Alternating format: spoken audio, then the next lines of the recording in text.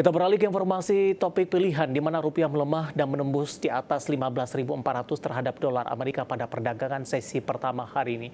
Namun menjelang sore hari, rupiah kembali menguat ke kisaran 15.380.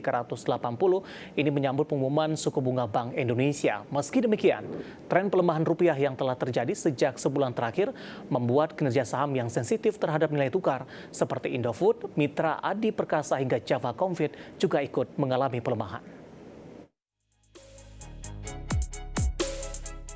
IHSG jatuh di zona merah pada akhir perdagangan sesi 1 Kamis, melemah 0,31% ke level 6.989.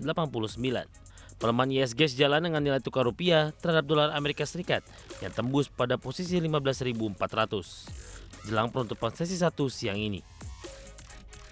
Adapun berdasarkan JISDOR Bank Indonesia, rupiah tidak jauh berbeda berada pada level 15.396. Pelemahan rupiah makin dalam karena sinyal lanjutan kenaikan suku bunga acuan Federal Reserve dan harga minyak dunia yang masih tinggi.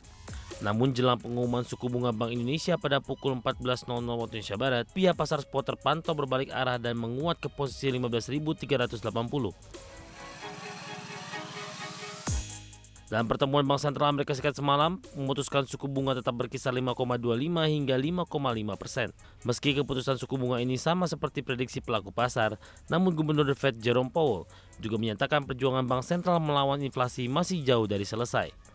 Artinya masih mensinyalkan kenaikan suku bunga lebih lanjut di masa mendatang.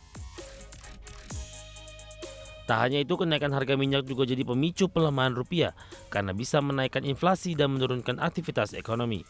Selain minyak mentah dan suku bunga The Fed, faktor lainnya adalah penguatan dolar Amerika Serikat itu sendiri yang terjadi secara global. Terlihat dari posisi indeks dolar Amerika Serikat terhadap mata uang utama dunia atau DXY yang kemarin ditutup naik.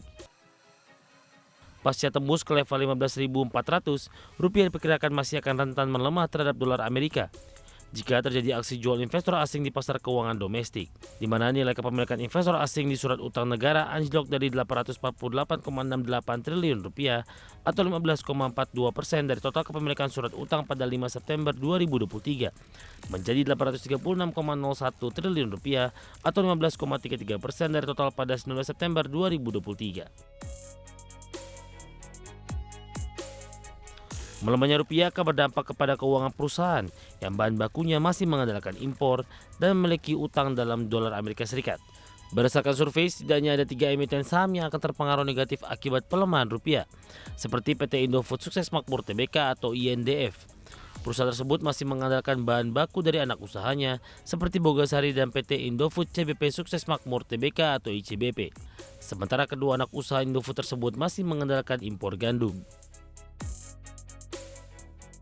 Emiten kedua yang akan terpengaruh adalah PT Mitra Adi Perkasa Tbk atau MAPI, karena sejumlah barang yang dijual perseroan adalah impor dari Amerika, Eropa, dan negara lainnya.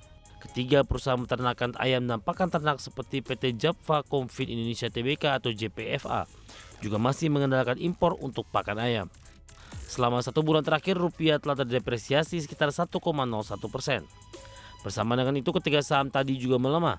Indofood Sukses Makmur turun 5%, Mitra Adi Perkasa turun 4,6%, sedangkan Java Confit turun 10,31%. Berbagai sumber ada di channel.